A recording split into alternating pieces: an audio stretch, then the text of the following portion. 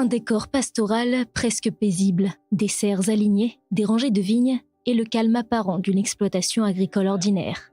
Un calme trompeur. Nous nous sommes rendus à Neta et Shekef, deux localités situées à proximité immédiate de la ligne verte. Ici, la terre est fertile, mais travailler ces champs aujourd'hui relève aussi de l'impossible.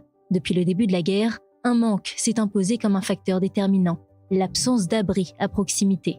Un détail en apparence, mais aux conséquences très concrètes. Iris tente de maintenir l'équilibre. Les cultures sont là, prêtes, mais les équipes, elles, ont disparu. Depuis le début de la guerre, seul 1/5 de ses employés est resté. Nous cultivons plusieurs types de poivrons, d'aubergines, de tomates, de fraises. Le but est d'avoir une production variée, un marché vivant, israélien. Avant la guerre, nous avions 14 travailleurs étrangers, des Thaïlandais, des gens formidables. Mais dès le début du conflit, ils ont été rapatriés. En très peu de temps, il ne restait plus qu'1/5 des employés. Pendant les premières semaines, j'étais en état de choc, avec de vraies crises d'angoisse, parce qu'on a compris qu'en quelques semaines, on pouvait tout perdre. Les champs étaient plantés, les serres prêtes, tout devait être entretenu.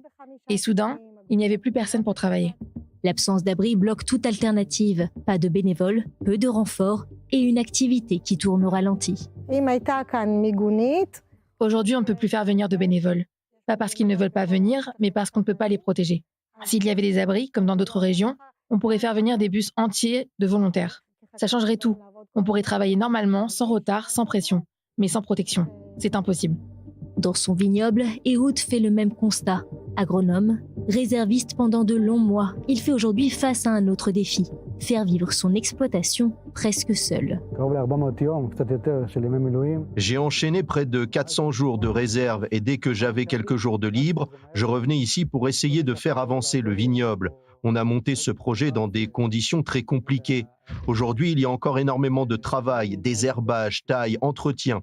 J'aurais besoin de groupes de volontaires pour m'aider, mais en ce moment, ils ne peuvent pas venir. Je n'ai aucun moyen de les protéger, alors je repousse les travaux. J'avance petit à petit, mais je prends du retard. Car sans abri accessible en quelques secondes, impossible de faire venir des bénévoles. Une contrainte de sécurité évidente, mais qui ralentit considérablement le travail. Les tâches s'accumulent, les parcelles de terre attendent, et le danger est constant. Impossible de prédire quand l'alerte retentira. Ces images, datées du 19 mars dernier, témoignent de l'urgence sécuritaire dans la zone. Ici, il y a des alertes, des explosions, parfois sans même qu'on sache d'où ça vient. Quand ça arrive, on n'a pas d'abri. Alors on se couche au sol, les mains sur la tête. C'est tout ce qu'on peut faire. C'est un paradoxe. L'agriculture est essentielle. Il faut continuer à travailler. Mais ceux qui travaillent sont les plus exposés. Et ici, la frontière n'est jamais loin. Elle fait partie du paysage et du quotidien. Juste à côté, il y a la barrière. Et malgré ça, il y a encore des passages, des infiltrations. C'est un jeu du chat et de la souris en permanence. On ne sait jamais vraiment qui peut arriver, ni quand. Alors oui, on continue à travailler, mais avec cette inquiétude en arrière-plan. Pour les agriculteurs israéliens de la zone, un cercle vicieux s'installe. Sans protection, pas de main-d'œuvre. Sans main-d'œuvre, moins de production. Et au bout de la chaîne, des pertes économiques importantes. Car en agriculture, chaque jour compte. Si on ne travaille pas, on peut faire faillite en quelques semaines. Mais au-delà de nous, agriculteurs, c'est toute la question de l'alimentation qui se pose. Nous produisons ici des tonnes de fruits et de légumes. C'est notre responsabilité de nourrir la population. Si nous ne pouvons plus travailler, ce n'est pas seulement notre exploitation qui est en danger.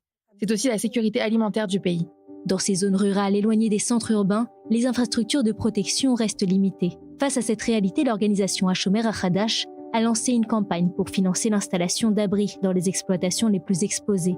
Un soutien en arrière-plan, mais qui pourrait changer concrètement la donne. Car au-delà de la sécurité, ces abris conditionnent une chose essentielle, la possibilité de continuer à travailler normalement et pour les Israéliens de s'alimenter à partir de produits locaux. Si on avait des abris, on pourrait faire venir des dizaines de volontaires pendant quelques jours et ça suffirait à remettre l'exploitation sur les rails. Mais aujourd'hui, sans solution de protection, ce n'est pas possible et chaque retard maintenant aura des conséquences pour les années à venir. En attendant, à Neta et à Shekef, les agriculteurs s'adaptent entre urgence sécuritaire et impératifs agricoles.